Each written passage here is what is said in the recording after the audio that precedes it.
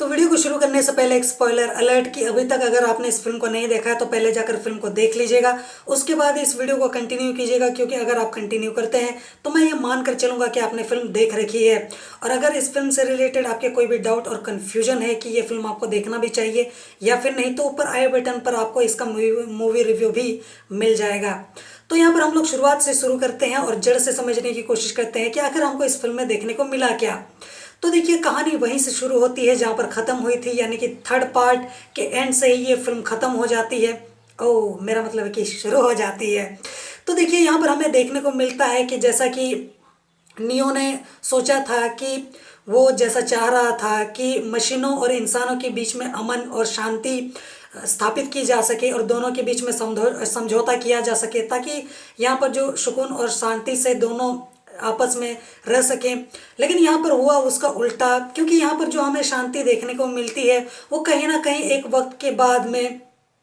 आने वाले अशांति का ही संकेत थी। और ये बात आप भी जानते थे, मैं भी अच्छी तरीके से जानता था और ज़ियान शहर के लोग भी अच्छी तरीके से जानते थे कि कभी ना कभी कोई ना कोई एक दूसरे पर हमला ज़रूर करेगा, यानी कि एक तरीके से बौखलाएगा ज़रूर। और ये जो एक अमन और चैन कायम हुआ है, कहीं ना कहीं ये एक वक्त के बाद बिगड़ ही जाएगा और किसी ना किसी को तो बगावत करनी ही पड़ेगी, या फिर वापस से जो जंग रुक गई है उस जंग को दोबारा शुरू करना ही होगा। और क्योंकि ये जंग कभी रुकने वाली है नहीं, कोई ना कोई तो आकर इस अमन चैन को भंग करेगा ही करेगा, और इसकी शुरुआत भी हो ही जाती है।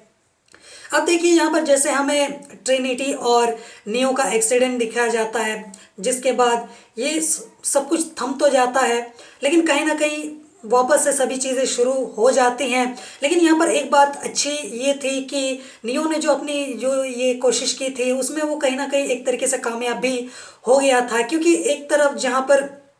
ये जो मशीनें हैं वो दो तरफ में बढ़ गई थी, जहाँ पर एक तरफ मशीनें इंसान को मारना चाहती थी, वहीं कुछ मशीनें थी जो कि इंसान के पक्ष में आ गई थी, उनके सपोर्ट में थी और उनके लिए लड़ने मरने तक को तैयार थी। और यही वजह थी कि एक वक्त के बाद जब ये अमन चैन का नाटक ख़त्म होने लगा, यानी कि एक तरीके से मशीनों को एनर्जी की ज़रूरत पड़ने लगी, तो उसके बाद वो काफ़ी ज़्यादा खतरनाक हो गए और वो वापस से हमला करने लगे। अब यहाँ पर एक तरीके से ऐसी जंग छिड़ गई जहाँ पर मशीनें ही मशीनों की दुश्मन हो गई, और उस वजह से दोनों के बीच में काफ़ी बड़ी जंग होने लगी। और यहाँ पर इंसानों के पास कोई ऑप्शन बचा नहीं, तो जो मशीनें इंसानों का साथ दे रही थी उस वजह से वो खुद को काफ़ी वक्त तक बचाने में कामयाब तो हो गए, लेकिन ये तो काफ़ी बिल्कुल भी नहीं था। तो इसी वजह से उन्होंने क्या किया कि उन्होंने उस शहर को छोड़ दिया, ज़ियान शहर को, जिसके बाद कैप्टन नायोबी ने दूसरे जगह पर एक नया शहर बसाने की ठानी, क्योंकि उसके पास अब कोई ऑप्शन नहीं था, उसके आसपास कोई लोग नहीं थे, ना ही नियो था यानी कि देवन जो उसको राह दिखाता, उसकी मदद करता, और उसके आसपास में कोई भी बचा नहीं था और उनके वापस आने की कोई उम्मीद भी नहीं थी। तो उसी वजह से उसे उस शहर को छोड़कर जाना पड़ा। और यहाँ पर एक चीज़ तो अच्छी हो गई जो कि मैंने आपको बताया कि यहाँ पर मशीनें भी उनके साथ घुल मिलकर उनका साथ देने लगी, उनके साथ काम करने लगी। तो एक तरफ जहाँ पर न्यू की जो सोच थी, उसके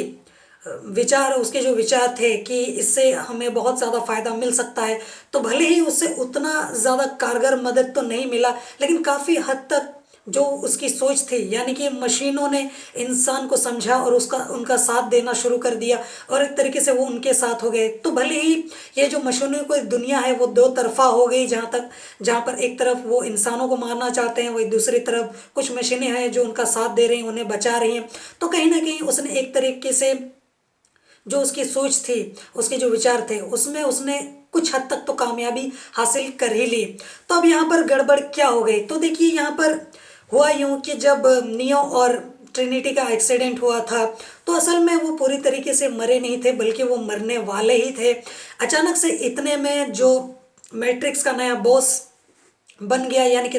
एनालिस्ट, उसने देखा कि नियो और ट्रिनिटी मरने वाले हैं, जिसके बाद उसने सोचा कि मैं इन्हें क्यों बचाऊं। फिर उन्होंने जब देखा, खासकर उस इंसान ने जब देखा कि ये जो नियो है इसके अंदर काफ़ी ज़्यादा एनर्जी और पावर है, जिस वजह से ये जो मैट्रिक्स है उसको काफ़ी ज़्यादा एनर्जी मिल सकती है और सालों तक इसको चलाया जा सकता है। तो उस वजह से वो नियो को बचाने का सोचता है और यहाँ पर ट्रिनिटी को मारने का सोचता है कि इसको बचाकर कोई फ़ायदा नहीं है, इसको बचाकर हमें क्या मिलेगा। लेकिन देखता है कि यहाँ पर उसके सामने एक बहुत बड़ा सरप्राइज सामने आता है कि जो ट्रिनिटी है उसके पास भी सेम नियो की तरह ही सुपर पावर्स हैं, और वो भी बिल्कुल नियो की तरह ही है, उसके पास भी एनर्जी का सोर्स है, उसके पास भी पावर्स हैं। और अगर ये दोनों आपस में मिल जाए तो इतनी एनर्जी प्रोड्यूस कर सकते हैं कि इन मशीनों को और इस मैट्रिक्स को सालों साल चलाया जा सकता है, और किसी को कोई परेशानी भी नहीं होगी, ना जंग होगी ना तकलीफें, जैसा चल रहा है वैसा ही चलेगा। जिसके बाद वो मजबूरी में ट्रिनिटी को भी बचाता है, क्योंकि आखिर उसके पास इतना बड़ा अपॉर्चुनिटी था तो उसको छोड़ कैसे सकता था। तो दी एनालिस्ट ने उन दोनों को बचाया। अब यहाँ पर बचाने के बाद उसने किया क्या, क्योंकि उनका दोनों का शरीर जो है वो पूरी तरीके से डैमेज हो गया था। जिसके बाद वो क्या करता है कि नियो और ट्रिनिटी का शरीर बदल देता है, यानी कि फिर से एक नई बॉडी डेवलप करता है और सब कुछ उसके अंदर डाल देता है। और यही वजह थी कि इतने साल गुजरने के बाद भी उनकी बॉडी जैसे कि तैसी ही रहती है, जबकि कैप्टन नियो या फिर बाकी कैप्टन नायोबी या फिर बाकी सारे जो लोग हैं वो वक्त के साथ साथ बूढ़े होते चले जाते हैं, उनकी उम्र बढ़ जाती है, लेकिन इन दोनों को कोई फर्क नहीं पड़ता है क्योंकि उनकी बॉडी ही बदल दी गई थी। अब यहाँ पर जैसा कि मैंने आपको बताया कि द एनालिस्ट जो कि द मैट्रिक्स का बॉस था, बॉस बन गया था, उसको बॉस बना दिया गया था, तो उसने उनकी जान तो बचाई, लेकिन जैसे कि उसने एक आइडिया लगाया था कि इन दोनों के पावर से हमें काफ़ी ज़्यादा एनर्जी मिल सकती है और मैट्रिक्स को हम सालों साल चला भी सकते हैं, तो इसका ये आइडिया काफ़ी ज़्यादा कारगर सिद्ध हुआ। लेकिन यहाँ पर दिक्कत ये थी कि जैसा पिछले बार हुआ था कि नियो जाग गया था इस सपनों की दुनिया से, यानी कि मैट्रिक्स से, क्योंकि उसको कभी ना कभी कुछ ना कुछ गड़बड़ियाँ नज़र आ ही जाती थी, जिस वजह से उसका दिमाग हमेशा ठनकता रहता था और उसी वजह से वो जाग भी गया।